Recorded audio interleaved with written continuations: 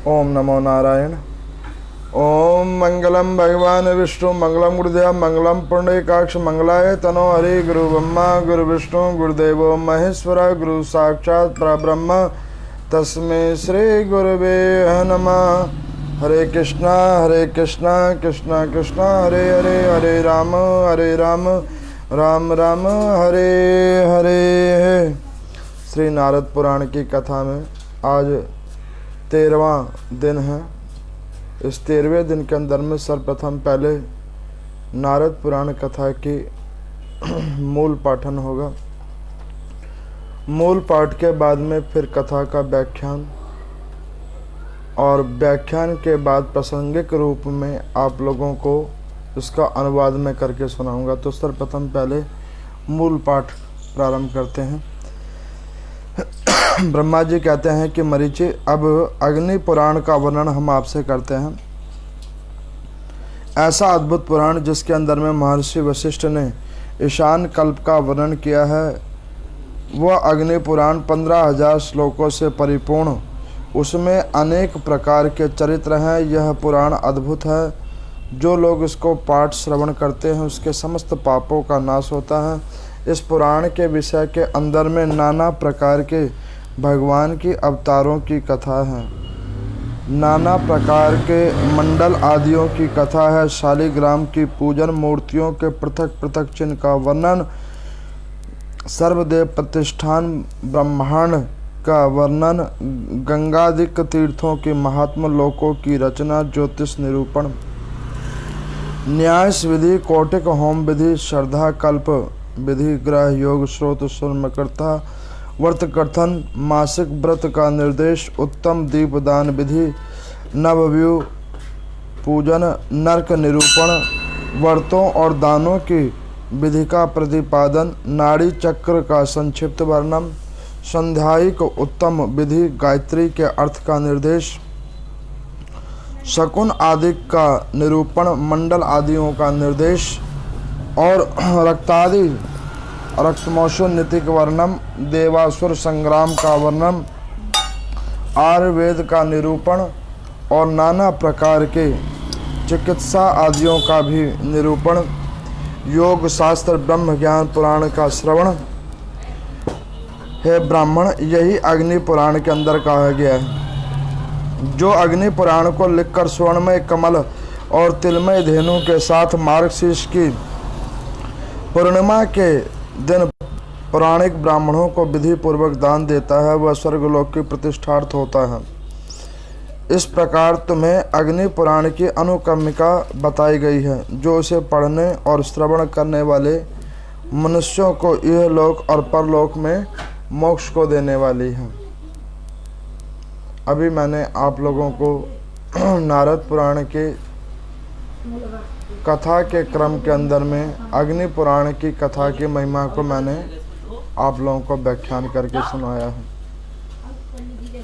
और इस कथा के अंदर में मैंने आपको ये सुनाया है कि एक बार पुनः मरीचि जी ने ब्रह्म देवता से पूछा कि हे ब्रह्म देवता, कृपा करके अब आप अग्नि पुराण की कथा की महिमा बतलाइए। कल की कथा में मैंने आप लोगों को मार्कंडेय पुराण जी की महिमा बतलाई थी। मैंने आपको बतलाया था कि एक संत थे जिनका नाम था त्रिलोकपुर। उन्होंने बहुत वर्षों तक साधन किया था। उस साधन के बाद में उनकी इतनी अनंत भगवान के अंदर में निष्ठा हो गई थी कि प्रौढ़ अवस्था के अंदर में वो भगवान का बगैर भजन किए ही आराम से बस नित्य नेम कर्म करते थे। उसी से भगवान ने उन्हें मोक्ष की प्राप्ति दी थी। वैराग्य की उत्पत्ति की ये मैंने कथा कल सुनाई थी आप लोगों को। आज की कथा के अंदर में मरीचि जी ने अग्नि नारायण भगवान से पूछा कि हे प्रभु, कृपा करके बतलाइए कि इस अग्नि नारायण के अंदर में क्या है। तो उन्होंने कहा कि इस अग्नि नारायण पुराण के अंदर में सर्वप्रथम पहले मनवंतरों की कथा है, फिर व्रत कैसे रखें, देव पूजा कैसे होनी चाहिए, दान धर्म की महिमा बतलाई गई है, न्यासों की कथाएं बताई गई हैं,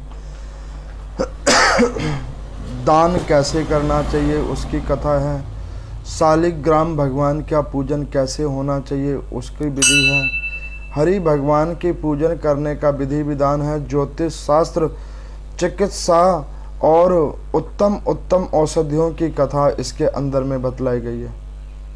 इस पुराण के अंदर में और भी नाना प्रकार की कई शास्त्रों का वर्णन और सूक्ष्म रूप में दिया गया है। इतनी कथा को सुनकर सूत जी भगवान ने शौनक आदि ऋषियों की ओर देखा और उन्होंने कहा कि देखो, ये जो पुराण है अग्नि पुराण, ये केवल विद्या पद्धति का पुराण है। इस विद्या पद्धति के पुराण के अंदर में जीव आत्मा अपने आप को पाठ्य कर्मों के द्वारा भगवान को मुक्त कैसे कर सकता है उसका विधान बतलाया गया। शास्त्रीय कर्मों को करके व्यक्ति कैसे अपने आप को भगवान के निमित्तार्थ कर सकता है वो विधान बतलाया। तप करने के माध्यम को यहाँ पर अनुपम रूप दिया गया है। तो सब लोगों ने एक स्वर में नारद जी की ओर देखा और नारद जी से निवेदन किया कि हे नारद जी, अब आप कृपा करके तप करने की महिमा बतलाइए और तप के द्वारा कैसे जीवात्मा भगवान को प्राप्त करता है, वो ऐसा कुछ अद्भुत प्रसंग आप सुनाइए। तो कहने लगे कि देखो, तप साधना ये दोनों एक ही शब्द हैं और एक ही तरीका है भगवान को प्राप्त करने का। तप उसे कहते हैं जिसमें व्यक्ति अपने शरीर का ध्यान ना रखे और अपने शरीर का ध्यान रखे बगैर हरि भगवान के अंदर में अपनी पूर्ण निष्ठा जागृत करे, उसी को तप कहते हैं। तो यहाँ पर वो तप की महिमा बतलाने लगे, कहने लगे कि देखो, तप साधन करके कई देवी देवताओं ने नाना प्रकार का भगवान से प्राप्त किया, भगवान के दर्शन किए। तो वो सबसे पहले तप की महिमा से वो बताने लगे कि महर्षि कपिल जिन्होंने तप करके भगवान नारायण को प्रसन्न किया, महर्षि कश्यप जिन्होंने तप करके भगवान श्री हरि को अपने वंश के अंदर में कई बार जन्म लेने की महिमा बतलाई, महाराज दशरथ जिन्होंने तप किया, तप के प्रभाव से भगवान श्री हरि रामचंद्र के रूप में उनके यहाँ पर आए, और बहुत सारे उदाहरण उन्होंने ऋषियों, ब्रह्म ऋषियों, राजाओं के दिए, जिसमें तप के साधन से जीव आत्मा ने पूर्ण ब्रह्म की प्राप्ति की। उन्होंने कहा कि ये तो आपने तप की महिमा बतलाई जो सतयुग, द्वापर और त्रेता युग के अंदर में हुई। कृपा करके कलयुग के अंदर में तप के द्वारा किसको भगवान की प्राप्ति हुई वो आप कृपा करके मुझे बतलाइए। तो कहने लगे कि हाँ, तप के प्रभाव से कलयुग के अंदर में भी भगवान को प्राप्त करने वाले ऐसे कई संत हुए। तो वो एक संत चरित्र सुना रहे हैं स्वामी अवधूतानंद जी महाराज जी की। बड़े अद्भुत संत थे। 1621वीं सदी के अंदर में एक संत हुए जिनका नाम था अवधूतानंद सरस्वती जी महाराज। ये ऐसे संत थे जो हर चीज के अंदर में एक अर्थ को समझते थे। अगर जल बह रहा है तो उसका भी एक अर्थ है, अगर पवन बह रही है तो पवन का भी एक अर्थ है, सूर्य की किरण आ रही है तो उस किरण के अंदर में भी एक अर्थ है। और उस अर्थ के ऊपर में साधन करके देवता को कैसे प्रसन्न किया जाता है, वो अवधूतानंद सरस्वती जी महाराज जी ने इस कलिक के अंदर में उन्होंने इस साधन को साधा। तो उनकी एक अद्भुत प्रसंग सुना रहे हैं। उस अद्भुत प्रसंग के अंदर में क्या बतलाया गया है कि एक समय की बात है, अवधूतानंद सरस्वती जी महाराज राजस्थान के भीलवाड़े क्षेत्र के अंदर में थे। वो ऐसे अद्भुत संत थे जो दैनिक रूप में भगवान नारायण की नाना प्रकार के मंत्रों के जाप के द्वारा दैनिक रूप में अग्नि यज्ञ करते थे। उस अग्नि होष्टम यज्ञ के अंदर में वो नाना प्रकार के क्षेत्रिक कष्टों का निवारण करते थे उस यज्ञ के महिमा से। और उस यज्ञ के क्षेत्र को ही उन्होंने इतना सिद्ध कर लिया था कि वहाँ पर जो भी उनके शिष्य होते थे, जो भी उस ग्राम क्षेत्र के अंदर में लोग होते थे, वो अपनी कामना रखते तो वो कामना रखकर उसका हवि अग्नि के अंदर में जैसे ही प्राप्त करवाते थे तो उसकी कामना उस हवि के रूप में पूर्ण हो जाती थी। कई लोग कहते हैं कि पंडित जी, हवन करने से क्या कोई कार्य फलित होता है? मैं आपको बतलाता हूँ कि हवन करने से सारे कार्य फलित होते हैं। अगर आपने शुद्ध कामना से हवन किया है, जितनी आप उस कामना के हवि डालोगे, उस हवि को वो अग्नि नारायण भगवान पूर्ण कर देते हैं। अब उसका जीवंत जो कथा है वो अवधूतानंद सरस्वती है। एक बार उन संत के पास में उनकी तप का परीक्षण करने के लिए स्वयं भू भगवान श्री नारायण आए थे और नारायण भगवान ने उनकी तप की अंदर में एकाग्र चित्ता को देखने के लिए वो पृथ्वी लोक के ऊपर में आए। एक समय कल्प के अंदर में क्या हुआ कि वो अवधूतानंद सरस्वती जी महाराज जिस ग्राम के अंदर में रह रहे थे तो वहाँ पर सूखा पड़ गया और सूखे से कई ग्रसन रूप की कई बीमारियां उस ग्राम के अंदर में पड़ गई और वहाँ पर उस सूखे के कारण नाना प्रकार के जीवात्मा लोग मरने लगे और उस सूखे के कारण अन्न की चिंता में, जल की चिंता में बहुत सारे पशु पक्षी मरने लगे। अब ये संत थे, अद्भुत संत थे, तो इन्होंने वरुण को प्रश्न करने के लिए इन्होंने यज्ञ किया। वरुण देव को प्रसन्न करने के लिए इन्होंने यज्ञ किया। उस यज्ञ के अंदर में वरुण भगवान का उन्होंने भाग रखा। अब उस यज्ञ के अंदर में जब उन्होंने वरुण भगवान का भाग रखा और 1008 यज्ञ किए वरुण भगवान को प्रश्न करने के लिए। उन 1008 यज्ञों के माध्यम से उन्होंने वरुण भगवान के नाना प्रकार से पूजन किया और नाना प्रकार से जब उस वरुण भगवान का उन्होंने पूजन किया तो वहाँ पर में भगवान श्री नारायण वरुण के रूप में उतर के पृथ्वी लोक के ऊपर में आए और उन्होंने उन संत को पूछा कि महाराज आपने जो ये यज्ञ किया है, ये यज्ञ किस लिए किया है? तो उन अवधूतानंद सरस्वती जी ने, महाराज जी ने कहा कि प्रभु, जिस क्षेत्र के अंदर में ये आश्रम है, जिस क्षेत्र के अंदर में लोग भगवान की पूजा करते हैं, वहाँ पर सूखा पड़ गया है। उस सूखे को हटाने के लिए हमने ये यज्ञ किया है। संत रूप के अंदर में आए हुए नारायण भगवान ने आकर उन अवधूतानंद सरस्वती जी महाराज जी को एक कटोरा दिया। उस कटोरे के अंदर में आधा कटोरा जल भरा हुआ था और उनको देकर कहा कि हे संत, इस कटोरे के जल को जहाँ जहाँ तुम गिरोगे उस जल की बूंदों की जगहों पे जल का स्रोत पृथ्वी के अंदर से फूटने लगेगा।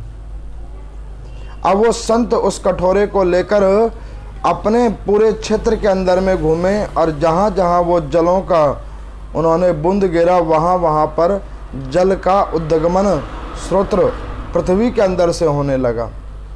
अब जब सब जगह पृथ्वी से जल का स्रोत उद्गमन होने लगा तो भी पशु पक्षी जल के रहित रह गए।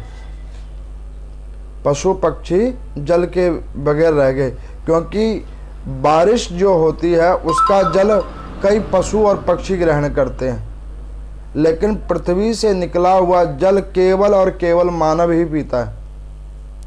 तो वो जब संत कुछ भाग बचाकर उस कटोरे को अपने आश्रम के लेकर में आए, तो भगवान नारायण ने परीक्षण करना चाहा कि इन्होंने परमार्थ के लिए मानवों का तो कल्याण कर दिया, लेकिन इन पशु पक्षियों का कल्याण कैसे होगा, वो इनकी संत दृष्टिता देखनी पड़ेगी।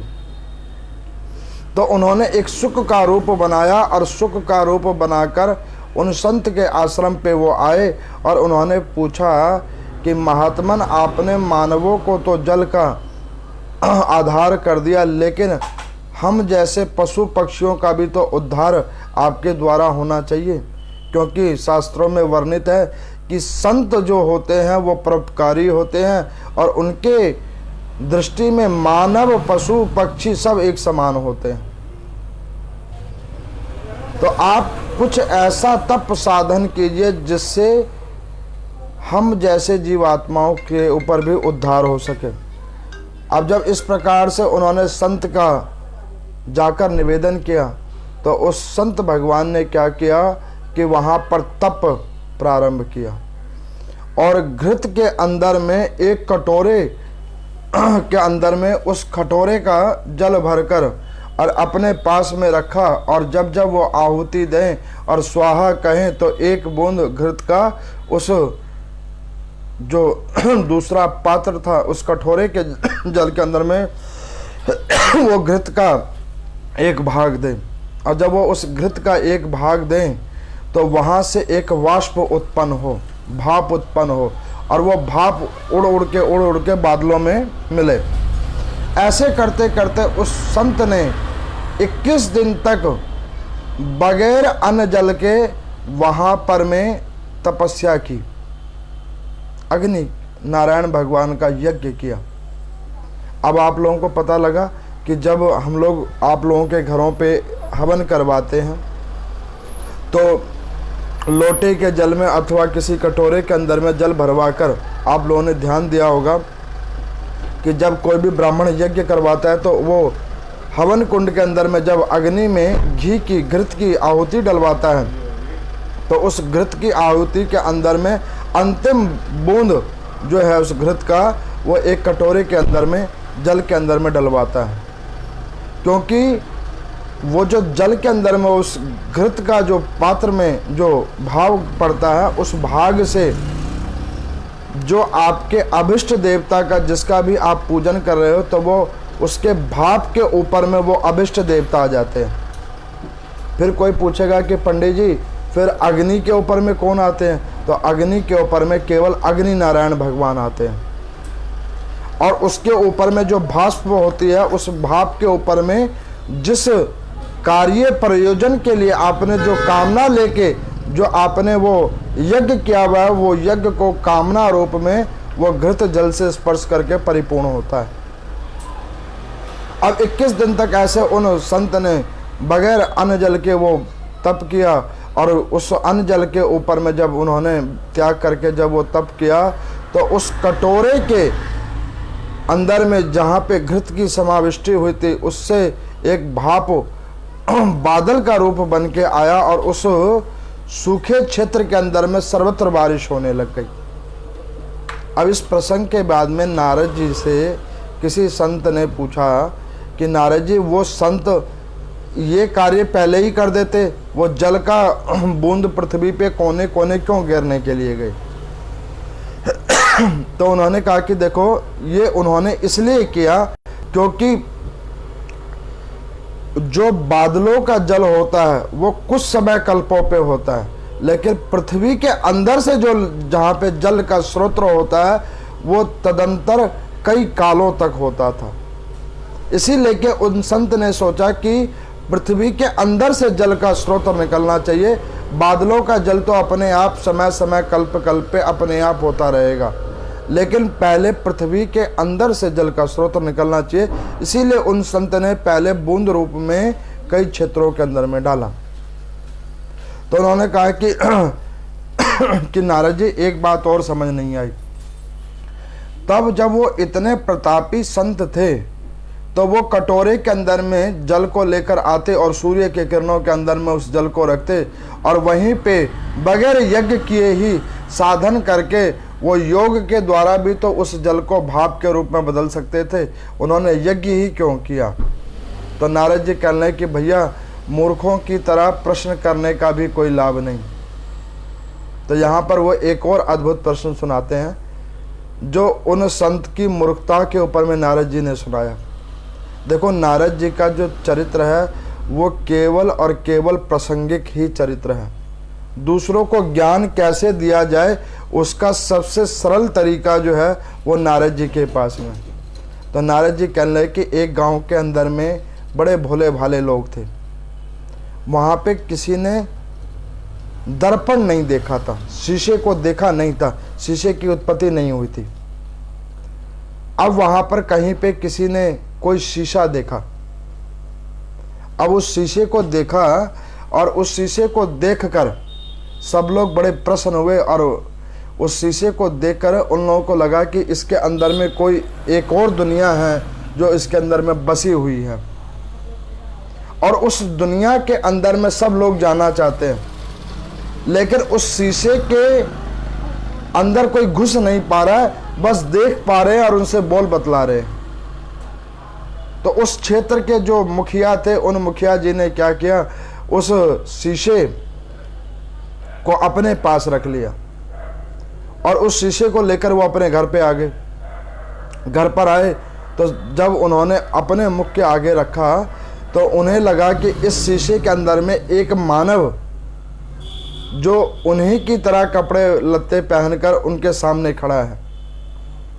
अब वो मुखिया जी ने उन शीशे के दर्पण के अंदर में उन व्यक्ति से बहुत देर तक वार्ता की, लेकिन वार्ता हो एक तरफा, दूसरे तरफा कोई वार्ता ही ना हो। तो नारद जी से यहाँ पर कुछ संतों ने पूछा कि प्रभु, वो व्यक्ति मूर्ख है जो वो बात किए जा रहा है और दूसरे तरफ से कोई वार्ता का उत्तर नहीं आ रहा। तो भगवान के मन श्री नारद जी कह रहे हैं कि देखो, यही मानव है जो संसार में भौतिक संसाधनों को ढूंढने के चक्कर में एक तरफा अपना समय व्यर्थ किया जा रहा है।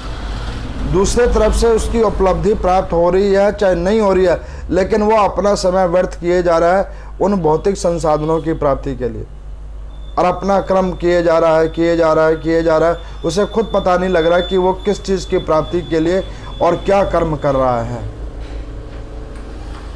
अब उन मुखिया जी ने बहुत देर तक वार्ता की तो उन मुखिया जी की पत्नी थी।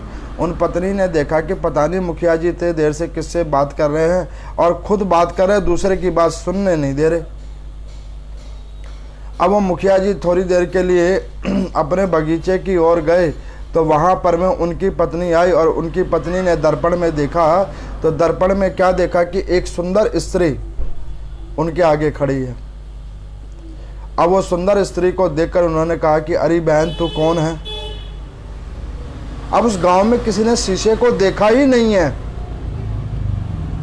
तो पता कैसे लगे कि ये दर्पण में जो दिख रहा है वो हमारा ही प्रतिबिंब है। जिन लोगों ने भगवान का कीर्तन किया ही नहीं है, भजन किया ही नहीं है, साधन किया ही नहीं है, उन्हें कैसे पता लगेगा कि भगवान पृथ्वी लोक पे सर्वत्र विद्यमान है? पता कैसे लगेगा? क्योंकि उन्होंने सिर्फ वही कर्म किए हैं जो यहाँ पर में वैसे ही सुलभता तरीके से दिखता है। उन्होंने कभी कोई साधन ही नहीं किया। अगर साधन किया होता तो इतनी कथाओं को सुनने की जरूरत नहीं पड़ती और तब व्रत करने की जरूरत नहीं पड़ती, वो तो केवल और केवल भजन ही करते। अब उस महिला ने देखा, बड़ी देर तक देखा, बहुत सारी बातें की, लेकिन महिला ने जो जो पूछा उत्तर कुछ नहीं मिला। फिर महिला खींचकर कहने लगी कि मुझे एक बात समझ नहीं आई कि तुम केवल मेरे पति से ही बात करती हो और मुझसे कोई बात नहीं करती हो,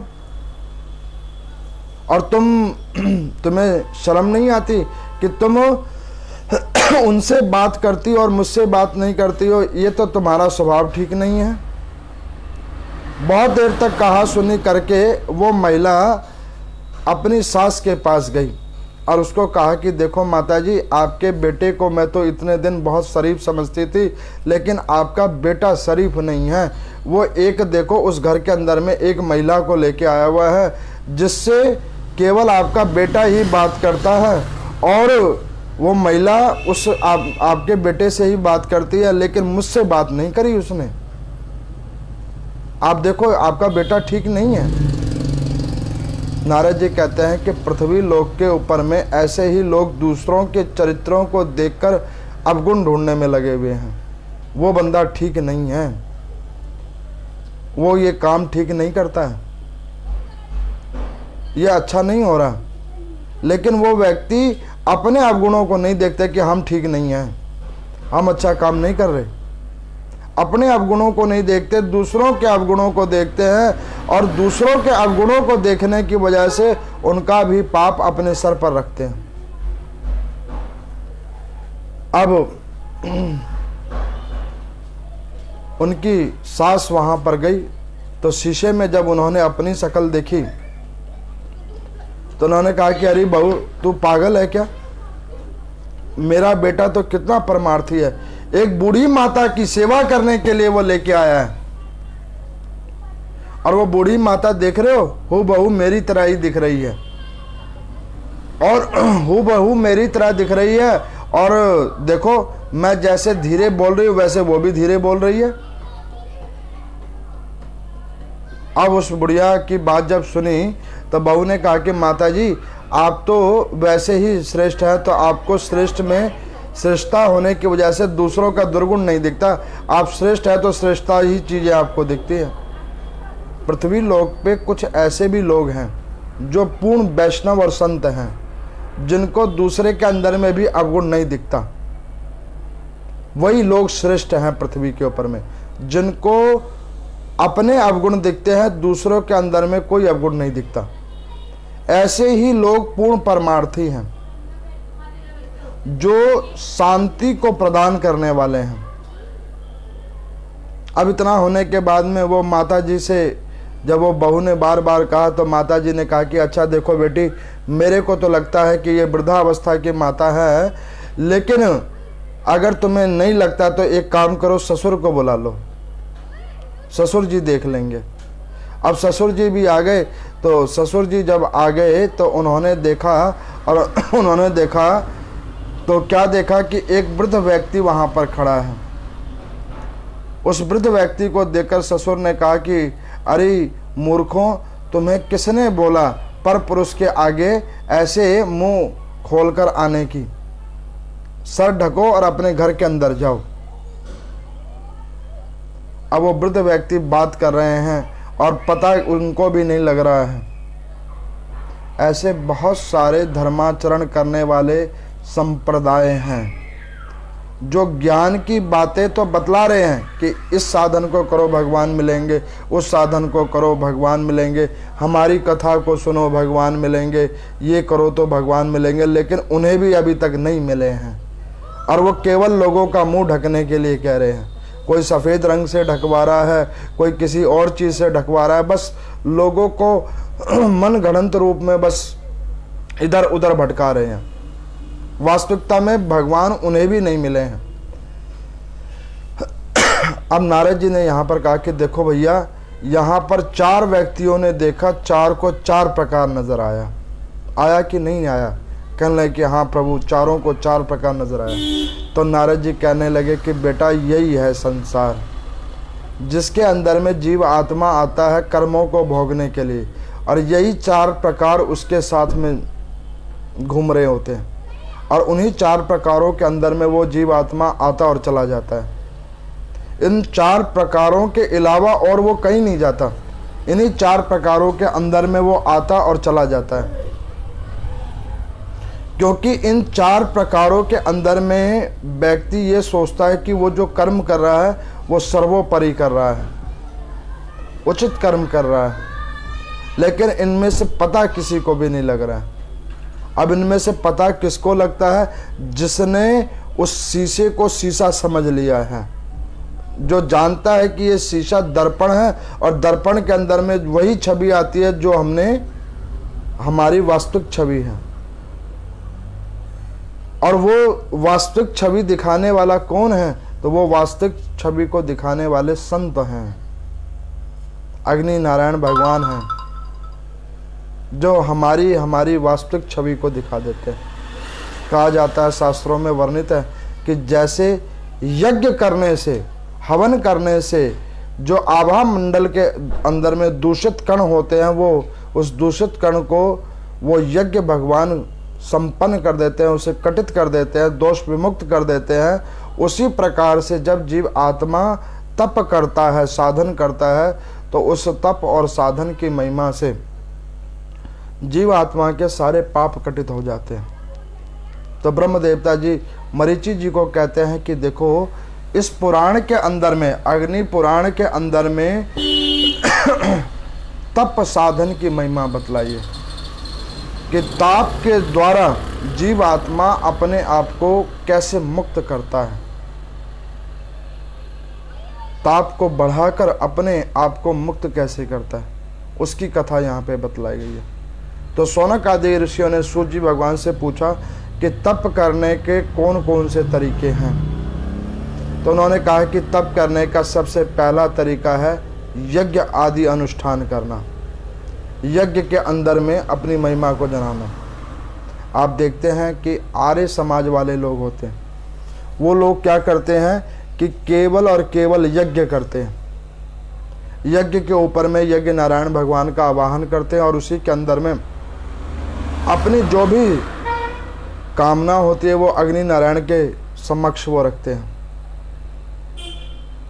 दूसरा तरीका है उसमें साधन करने का, तप के अंदर में। तप के अंदर में साधन कैसे होती है?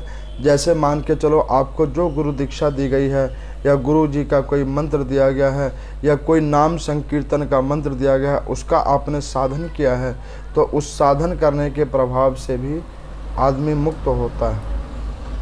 तीसरा, इसी तप के अंदर में तीसरा साधन है योग। योग करने के माध्यम से भी जीव आत्मा अपने आप को पूर्ण ब्रह्म को प्राप्त करवाता है। ये अग्नि पुराण की कथा में लिखा हुआ है। तो वो कहने लगे कि प्रभु कृपा करके अब आप बतलाइए कि जो दूसरा तरीका आपने बताया कि नाम संकीर्तन करके, दीक्षा करके कोई जीव आत्मा कैसे अपने आप को मुक्त कर सकता है।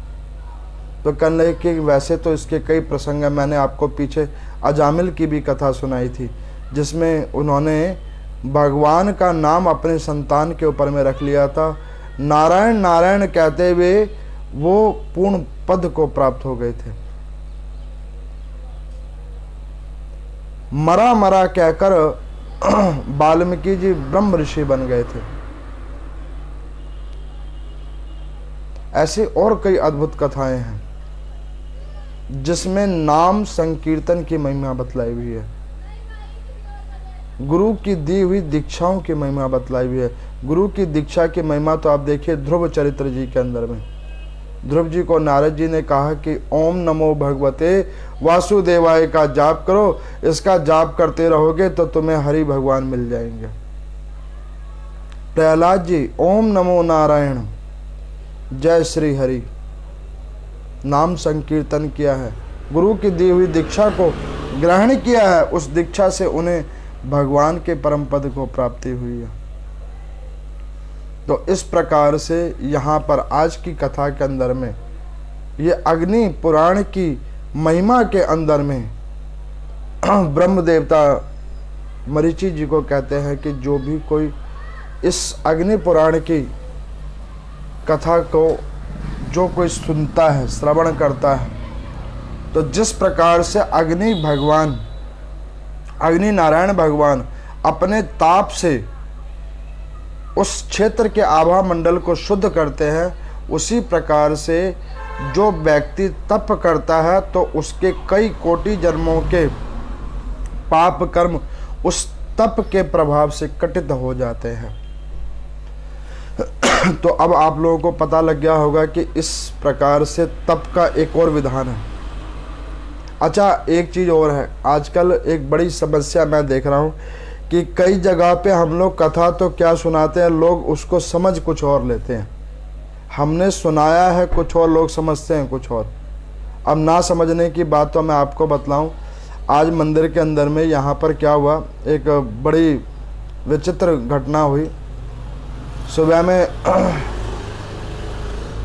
भगवान शंकर के ऊपर में किसी ने एक बीड़ी का पैकेट चढ़ाया। अब वो बीड़ी का पैकेट चढ़ा के और उन्होंने भगवान शंकर के वस्त्रों के बीच में कर दिया ऊपर में, और उस पैकेट को वहाँ रख दिया। जब मंदिर में साफ़ सफाई होनी शुरू हुई तो मैं ऊपर में फूल को उतार रहा था, तो मैंने देखा कि भाई ये तो बड़ी कमाल की बात है, ये बीड़ी यहाँ पे क्यों रख दिया, कौन रख गया। अब हमने किसी को रखते हुए देखा नहीं। अब देखा नहीं तो हमने ऐसे किसी को क्या कहें क्या ना करें। तब हमने सोचा कि देखो लोगों की बुद्धि कितनी भ्रष्ट हो गई है। लोग उपाय पूछते हैं और ऐसे उपायों के ऊपर में विश्वास करते हैं जो बिल्कुल निराधार है। मैंने तो आप लोगों को एक और बात बतलाई थी कि एक बार ऐसे ही मैं पितृपक्ष के अंदर में कहीं पे भोजन करने के लिए गया था। तो जब वहाँ पे मैं भोजन करने के लिए गया तो वहाँ पर भोजन करवाने के बाद उस व्यक्ति ने मेरे को एक सिगरेट का डब्बा दिया। अब उस सिगरेट का डब्बा जब मुझे दिया तो मैं तो पहले बहुत देर तक तो ये सोचने लगा पता नहीं ये डब्बा क्या है, किसके अंदर क्या है। जब मैं वहाँ से थोड़ा सा आगे बढ़ा तो उस डब्बे को देखा तो मैंने कहा कि ये तो सिगरेट का डब्बा है। मैं वापस गया, मैं कहा भैया ये आपने कुछ गलत डब्बा मुझे दे दिया, ये आपका प्रयोग की वस्तु थी, आपने मुझे दे दिया। तो वो मुझे क्या कहने लगे कि पंडित जी हमारे पिताजी बड़े शौक से सिगरेट पीते थे। तो हमने कहा उनको कि भैया आपके पिताजी तो और भी बहुत सारे काम करते होंगे, वो सारे काम अब आप हम ही से करवाओगे। ऐसे अंधविश्वासों का कोई जगह नहीं है, ऐसे मूर्खतापूर्ण वाले चीज़ों की कोई जगह नहीं है। ऐसे साधन करने का कोई लाभ नहीं। साधन वो करो जिसमें जन का कल्याण हो। ऐसे साधनों ऐसे उपायों का कोई फल नहीं। मैं देखता हूँ अभी होलियाँ चालू होने वाली है, 10 तारीख से होलाष्टक लग जाएगा। जगह जगह जगह जगह जगह जगह लोग नाना प्रकारों के उपाय करते हैं। अभी आप लोग लगातार अक्टूबर के महीने से कथाएं सुन रहे हैं। दैनिक रूप में आपको हम पुराणों की कथा सुना रहे हैं। आपने कहीं पे सुना कि पुराण के अंदर में कहीं लिखा हुआ है कि ये टोटका कर लो, ये उपाय कर लो। आजकल टीवी के ऊपर में बहुत सारे नाना प्रकार के कथाकार हो गए हैं। वो अपनी कथाओं को प्रमोट करने के लिए पेड़ व्यक्तियों को बुला बुलाकर वो बताते हैं ये उपाय कर लो, इससे ये हो जाएगा, वो हो जाएगा। और जब वो उपाय नहीं होते तो फिर वो वहाँ पे लोग जाना बंद कर देते हैं और फिर वो नास्तिक वार्ताओं को करते हैं। आपको मैंने अग्नि पुराण सुनाया, स्कंद पुराण सुनाया, पद्म पुराण सुनाया, नारद पुराण की एक कथा आप लोगों को श्रवण करवाई जा रही है। आगे भी तदंतर में शिव महापुराण मैंने सुनाया। आप लोगों को कोई उपाय होता हो लिखा हो, मैंने तो आपको कहीं नहीं सुनाया ना, क्योंकि ये जब पुराणों में लिखा ही नहीं है तो जब कोई चीज़ लिखी ही नहीं है तो वो आपको हम सुनाएंगे कैसे। ऐसा कोई तत्व ही नहीं है पुराणों के अंदर में, ऐसी कोई तत्वों का विवेचन ही नहीं है कि ये टोटके कर लो तो ये हो जाएगा। टोटका शब्द ही नहीं है। तो साधन आप कीजिए, तप कीजिए केवल सरोचित भाव वाला और स्वच्छ भाव वाला। ऐसे साधनों का करने का कोई लाभ नहीं जिससे जनमानस का कल्याण होने के बजाय उससे दुर्गुणता उत्पन्न हो, किसी की कोई क्षति होती हो। ऐसे टोटकों को करने का कोई लाभ नहीं।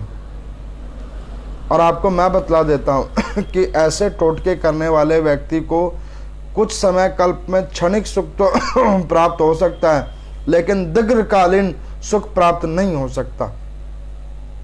ऐसे टोटकों को बताने वाले लोग धन के लोभ में क्षणिक सुख की प्राप्ति करवाने के लिए देव पूजन का, देव विधानों का दुरुपयोग तो करते हैं, लेकिन जब उनको कष्ट भोगना पड़ता है तब उन्हें पता लगता है कि ये हमने क्या किया है और नरक की यातनाएं भोगनी पड़ती हैं। तो इस प्रकार से वेदों के अंदर में, पुराणों के अंदर में ऐसी कथाओं का कहीं जगह नहीं है, ऐसे टोटकों की कोई जगह नहीं है। और ऐसे कोई उपाय नहीं है। तो इसलिए कि अगर आप लोगों को कोई उपाय ढूंढना है, कोई साधन करना है, तो केवल और केवल ओम नमो नारायण का जाप करो, इसका पाठ करो। इसी के जाप और पाठ से आपका और हम सब का कल्याण होगा। ओम नमो नारायण।